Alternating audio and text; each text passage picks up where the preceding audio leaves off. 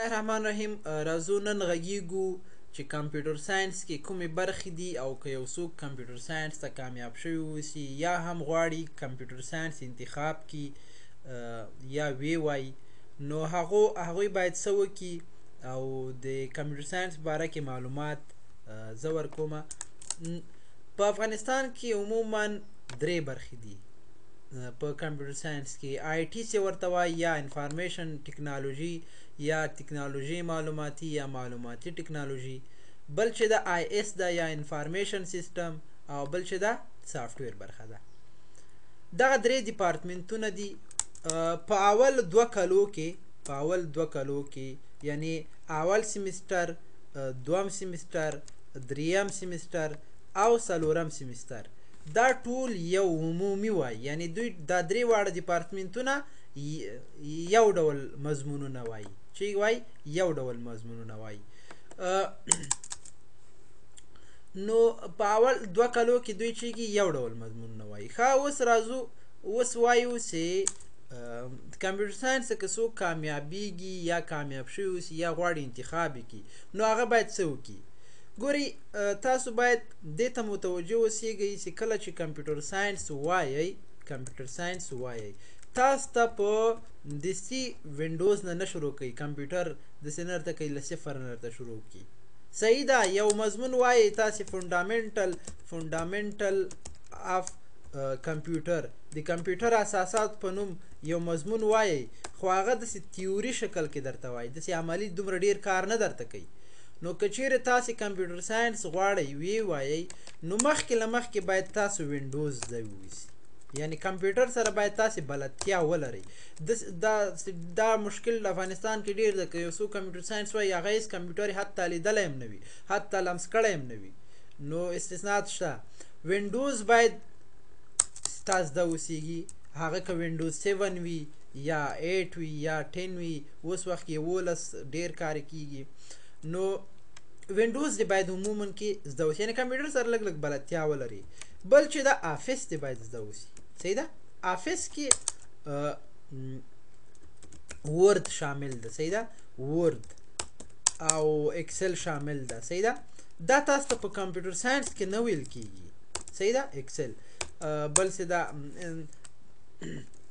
نورم مثلا اکسس خوښه هغه دومره یعنی تاسو ته مشکل نه جوړوي، که اکسس ملزم نه وي خو بیا هم کمپیوټر ساینس کې مخته تللی شئ، خو ملزم وي ښه ده. نو که چیرې تاسې کمپیوټر ساینس وایي نو باید مخکې له مخکې تاسې وینډوز زده کوئ، آفس زده کوئ، ورد زده کوئ، اکسل زده کوئ.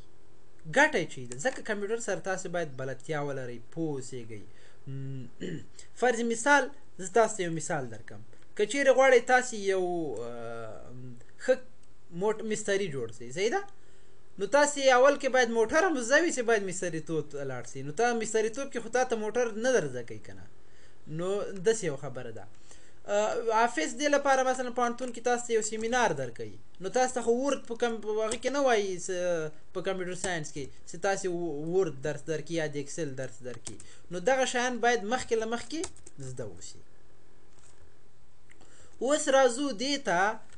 دا خو باید زده اوسي. اوس راځو دې ته که څوک دا شیان زده یي هغه څه کار وکړي، هغه څه شی وکړي. دا مثلا وینډوز زده ده، آفس زده ده، ورد زده ده، اکسل زده ده، بیا هم کمپیوټر ساینس ته کامیاب شوی. ګورئ تاسو ته درې برخې دي، یا به تاسې په آی ټي کې یئ، یا به په آی اس کې یئ، او یا به هم چې کې سافټویر برخه کې یئ. که چیرې تاسې په آی ټي کې یئ او غواړئ د آی ټي برخه په مخ ویسئ او په ښه صحیح توګه یې په مخ ویسئ نو تاسې باید نیټورک ته مخه وکئ. چې شته نو نیټورک ته تاسې باید اول نیټورک پلس زده کئ. صحیح ده، نیټورک پلس کې ډیر موضوعات دي چې نیټورک څه شی ده، کیبل څنګه جوړیږي. صحیح ده، نو نور معلومات بیا زه تاسو یو روډ ماپ یعنی یوه لاره درښیم، تګلاره، نومونه یې درښیم، نور تاسې مخته لاړ شئ. بل نیټورک پلس هم چې زده که د هغې نه بعد ام سی سی ووایئ، ام سی اس ای. په دې کې تاسو وینډوز سرور درول کیږي، همداسې یعنی نیټورک اډمنسټریشن در زده کوي. بل هغې نه بعد دا هم زده کړه تاسې چې زده کوئ د CCNA په CCNA کې بیا ډېرې برخې دي چې مخ ته تللی سئ نو دا ما تاسو ته یو لار د مې در وښودله همداسې په شکل دا هره برخه دا نیټورک پلس یوه میاشت وخت نیسي همداسې MCC 2 میاشتې دغونه وخت نیسي CCNA کې بیا حتی دغه CCNA بیا څو برخه د وایس د سیکیورټي د ډېرې برخې دي نو تاسې مخ تللی سئ ښه اوس راځو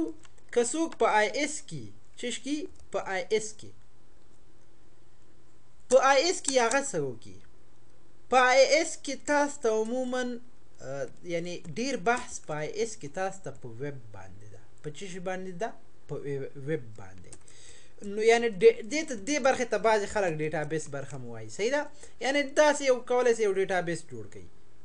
صحیح ده نو دې لپاره ستاسې هغه ډیټابیس برخه په مخ یوسئ نو اولنۍ خبر چې تاسې بیخي هغه لږ اول ورسره زده کوئ اکسس زده کوئ چې د ډیټابیس په مفهوم باندې پوه شئ څنګه هغه موضوعات صحیح ده دا زده کوئ بیا که غواړئ د ویب برخه په مخ یوسئ په IS کې ویب برخه نو تاسې باید HTML زده کوئ صحیح ده CSS زده کوئ همداسې بوتسترپ زده کوئ زده کوئ همداسې جاواسکریپټ زده کوئ همداسې همداسې تاسې کولی شئ PHP زده کوئ MySQL زده کوئ jQuery زده کوئ نو دا هغه پروګرامونه دي ښه اوس راځو سافټویر برخې ته کومې برخې ته سافټویر په سافټویر برخه کې عموما پروګرامینګ لنګویج درته تاسو ته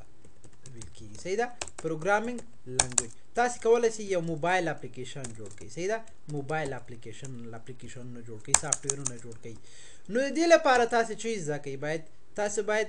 پروګرامینګ لنګویج زده کوئ په اوس وخت کې جاوا صحیح ده پوهنتون کې تاسو یو مضمون وایي جاوا په نوم دا یو پروګرامینګ لنګویج ده په صحیح توګه زده کوئ همداسې تاسو C# زده کولی شئ C# همداسې C ژبه زده کولی شئ ژبې ډېر C++ همداسې اوس وخت کې چې ډېره مشهوره ده او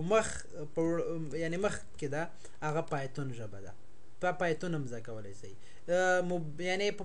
سافټویر کې تاسو موبایل اپلیکیشنونه ډیسکټاپ اپلیکیشنونه ویب اپلیکیشنونه چې کولی شئ جوړولی شئ نو اوس زیاتره دا پوښتنه کوي چې کومه برخه ښه ده په دې IS ووایم که څوک شخصي وایي که نه زه IT ووایم یا هم سافټویر برخه ووایم ګورئ کمپیوټر ساینس کې عموما ټولې ښې برخې دي هره برخه یې ځان ته کاري سطحې کاري ځایونه لري مثلا په IS که تاسې وایي نو تاسې ویب کې مخکې مثلا تاسې ویب سایټونه جوړولی شئ صحیح ده رقم ویب سایټونه تاسې چې کولی شئ جوړولی شئ او که چیرې IT تاسې وایئ صحیح ده IT کې تاسې نیټورک باندې ډېر فوکس یي صحیح ده په افغانستان کې بیا د نیټورک د IT کاري سطحه ډېره ده صحیح ده د دې کاري سطحه ډېره شبکې مثلا دغه شبکې چې مخابراتي شبکې دي همداسې تلویزیوني شبکې دي په دې کې چې کولی شئ کار کولی شئ سافټویر برخه کې مثلا تاسې کولی شئ یو شرکت ته سافټویر جوړ کړئ یا هم ګیمونه جوړ کړئ موبایل اپلیکیشنونه جوړ کړئ نو هره برخه چې تاسې وایئ نو تاسې په خپل شوق سره وایئ که چیرې تاسې له ویب سایټ سره مینه لرئ ویب سایټ جوړولو سره مینه لرئ نو IS برخه ووایئ که چیرې نیټورک مخابراتي شبکو همداسې نورو شبکو کې کار کول غواړئ نو IT زده کوئ او که داسې سافټویرونه شیان جوړوئ موبایل اپلیکیشنونه جوړئ نو تاسې سافټویر برخه مخکې بوځئ هره برخه ښه ده داسې نه ده چې یوه ښه نه ده یوه ښه ده خو نو هره برخه ښه ده چې تاسې په شوق ووایئ اوس راځو چې په پوهنتون کې موږ ته څه شی ویل کېږي یعنې په پوهنتون کې موږ ته څه تدریس کېږي ګورئ په اول سیمستر کې نه ده په اول سیمستر کې په اول سیمستر کې تاسې فنډامنټل آف کمپیوټر په نوم یو مضمون وایي صحیح ده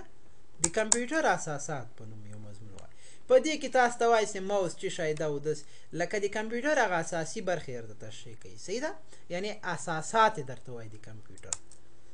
یو خو دا مضمون یو دانه مضمون وایي تاسې د ریاضي یو مضمون وایي صحیح ده ریاضي مو باید زده اوسي بل د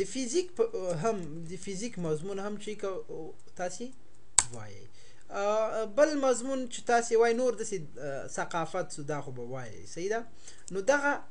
لکه مهم چې درته وایم نو دا په دوم سیمستر کې یو څو دوه درې سیمستره به تاسو ته درته وایم په دوم سیمستر کې د فونډامنټل اف کمپیوټر